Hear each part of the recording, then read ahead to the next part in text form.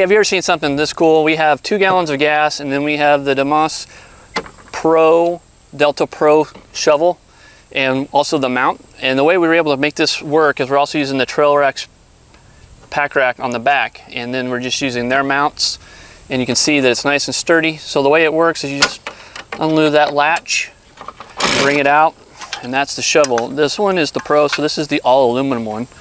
And you can just see all the detail on there.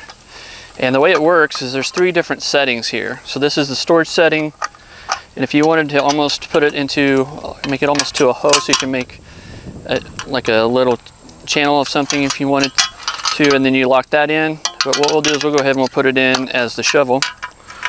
You just line that up, and you push the pin in, and now you have a mini shovel, like almost like a transfer shovel. But if you want to take it up a notch, you can. You can have one that size, but I'm a little bit taller, so I need the full size shovel, and that's how I'm able to accomplish that. And again, this is ultra lightweight, very, very sturdy, and very solid. Again, I'll show you a little bit more of the detail here. And it comes in all different colors, and just the way that they use that handle, that is such a nice secure spot for it. And then it also has a place where you can lock if you'd like to.